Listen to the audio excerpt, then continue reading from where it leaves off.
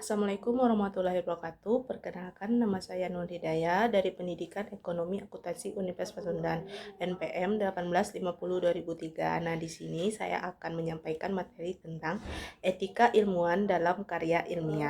Secara etimologi, etika berasal dari kata Yunani, yakni ethos, yang berarti watak, kesusilaan, atau adat.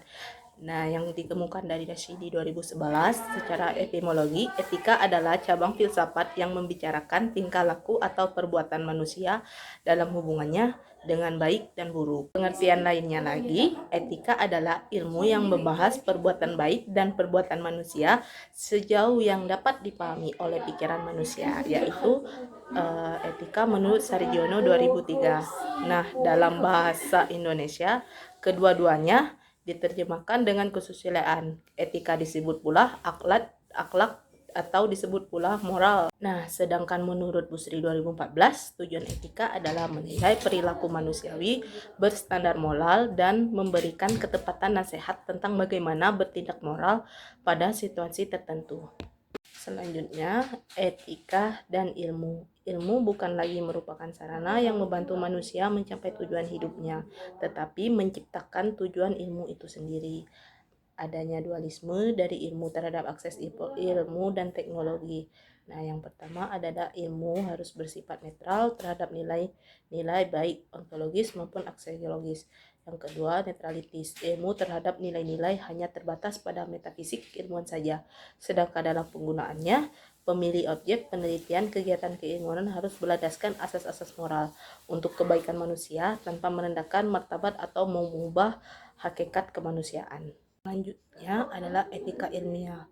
Ilmu filsafat terbagi atas dua kelompok cabang, yaitu filsafat teoritis dan filsafat praktis. Kelompok pertama mempertanyakan segala sesuatu yang ada, sedangkan kelompok kedua membahas bagaimana manusia bersikap terhadap apa yang ada tersebut. Rashidi 2011 menyatakan bahwa etika dibagi menjadi dua kelompok, yaitu yang pertama etika secara umum dan kedua yaitu etika khusus. Nasional 1988 dalam Rashidi 2011 menyatakan bahwa etika khusus dibagi menjadi dua, yaitu etika individual dan etika sosial. Yang keduanya berkaitan dengan tingkah laku manusia sebagai masyarakat. Etika individual membahas kewajiban manusia terhadap diri sendiri dalam kaitannya dengan kedudukan manusia sebagai warga masyarakat. Sedangkan etika sosial mencerahkan tentang kewajiban manusia sebagai anggota masyarakat atau umat manusia. Etika individual tidak dapat dipisahkan dengan etika sosial karena kewajibannya terhadap diri sendiri dan sebagai anggota masyarakat atau umat saling berkaitan dan tidak dapat dipisahkan. Nah, untuk membangun karakter dalam melakukan penelitian secara ilmiah, menurut Suharjana 2011 terbagi atas 5, yaitu trustworthy, menghormati orang lain, bertanggung jawab, adil, cinta, dan perhatian. Syamsi 2011 menyatakan bahwa etika ilmiah mengandung 10 nilai, yaitu yang pertama adalah kejujuran, kedua objektivitas, ketiga integritas, yang keempat kehati-hatian, yang kelima keterbukaan, yang keenam penghargaan properti intelektual, yang ketujuh respect terhadap kolega, yang kedelapan kerahasiaan, yang sembilan kepatuhan hukum, dan yang terakhir adalah perlindungan subjek atau responden penelitian. Rashidi 2011 juga menyatakan bahwa sikap ilmiah yang perlu dimiliki oleh para ilmuwan sedikitnya ada 6, yaitu yang pertama, tidak ada rasa pamrih atau disinterdanis.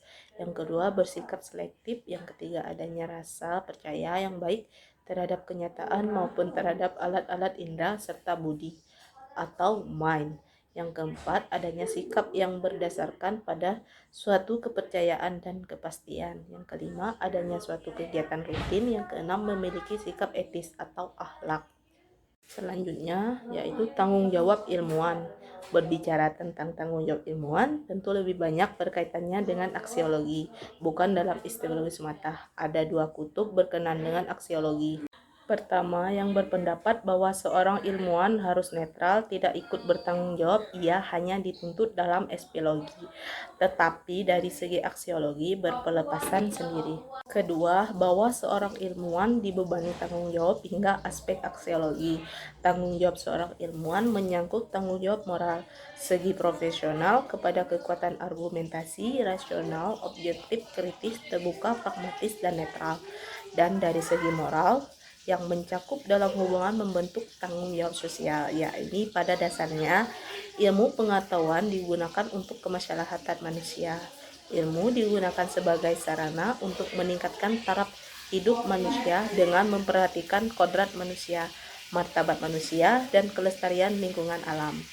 Sekian dari materi yang dapat saya sampaikan. Bila ada kesalahan mohon dimaafkan. Wassalamualaikum warahmatullahi wabarakatuh.